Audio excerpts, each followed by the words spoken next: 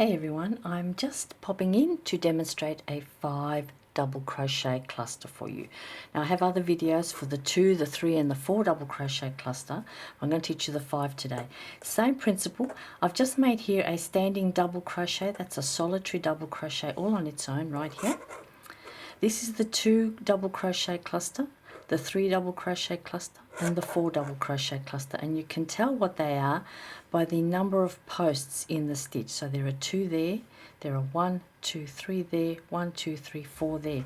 Now if you've seen any of these videos, for these ones, you'll know that clusters are made with incomplete double crochet. So now let's do a 5 double crochet cluster. I'm just going to give myself a bit of room and move over here. So we begin by starting our first double crochet. So yarn over, pull up a loop, yarn over, pull through 2. Stop. We do that again, yarn over, pull up a loop and pull through 2 and stop. Just partial double crochets. There's a third one and then a fourth one. Now if I were to close this off, I would make one of these, but we want a 5 double crochet cluster, so I need to make a 5th partial double crochet just like that. That gives me 6 loops on the hook. 1, 2, 3, 4, 5, one for each of the doubles plus the original loop that was on the hook. Now I'm going to yarn over and pull through all of those at once and create this 5 double crochet cluster, which is quite wide. You can see each one progressively gets wider. That's why I sort of wanted to jump over a little bit and get out of the way. Now I urge you always to check your pattern, see what the designer has told you about finishing these, making them and finishing them off, because you can see now that because there's so much width here, my top loop is way over about the top of the middle of the stitch. So if I need to use the neck, go into the next space or stitch, I've got to pull my stitch across. So you are likely to find that you will have to make at least one chain, but this is dependent on your pattern, so please check your pattern. Now I can make one and I'm going to make a second one right in this chain space. Let's see how we go. Yarn over, pull up a loop, pull through 2 once, again, twice, 3 times, 4, I've split my yarn but that's okay, it doesn't matter, it's only an example, and 5. Don't drop off extra loops, be careful about that. Then pull through all, and you can see now I've made a second 5 double crochet cluster right next to the first one.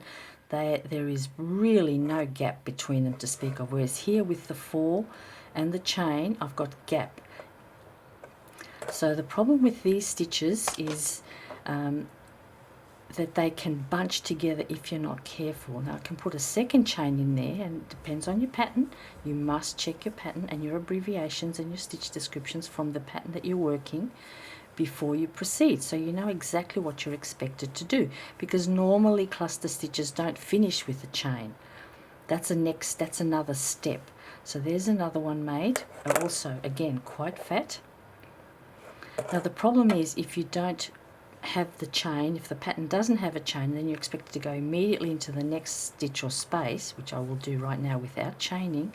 You'll see what's going to happen. I snagged something there. Let's see, that's 3, 4 and 5. Pull that through, and now we've got a problem. These are crashing into each other. If I do one more and without any spacing, they are just going to start to bubble because there's just not enough room to accommodate the width of the stitch. That is 5. Yep, there we go. And you can see now the top loops are pulling them together. They're just wanting to pull through, and they've actually buckled. You can see that they've buckled. Alright, so 5 double crochet cluster is a beautiful stitch. It's actually quite useful, but it always needs a bit of air, so you must follow your instructions. Look how untidy that'll look. So let's pull all of that out and go back to our first clean one and make a couple more clean ones. So let's do it again. I've got one chain there, I'm going to put a second chain, and I might even put a third chain. I just want to move over. I'm just going to skip this chain space I've got here and move over. Now you can make these clusters in a chain space, as I am, or in a stitch. I'll do the next one in a stitch for you. Or just listen to what or read or pay attention to what the pattern is telling you. So that's another cluster completed, but I've put a chain on the top, and I'm going to put another chain and another chain. I'm going to skip way over here to this stitch. I might put in another chain just to get myself across. So I'm going to use the actual stitch now. There's my chain space there. This is my stitch. This loop at the back here is part of the single crochet, so that's where I want to go, under the top loops and inside that loop. That's my stitch.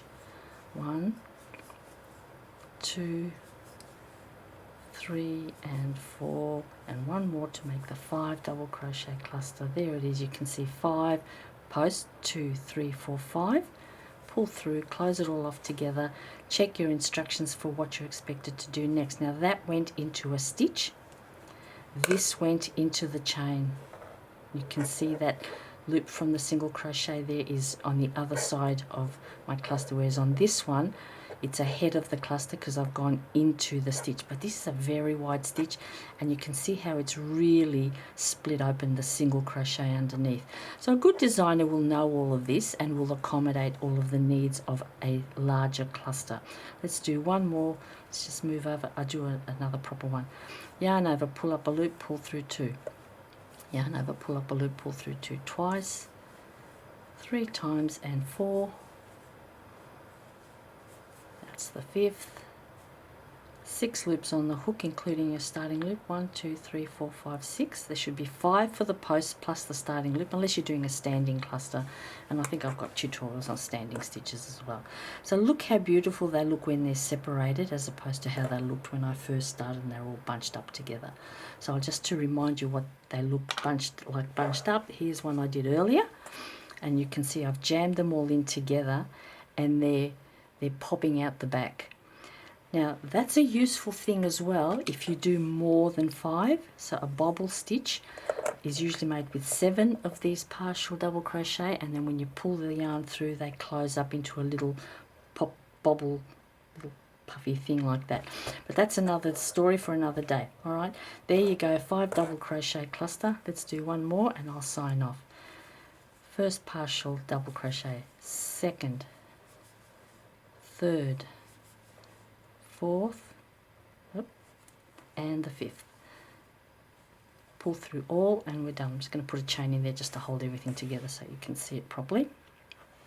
And you can compare the 5s to the 4, to the 3, to the 2, and to the single double crochet on all by itself.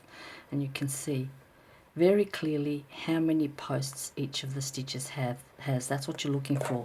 This one should have 1, 2, 3, 4, 5. 1, 2, 3, 4, 5.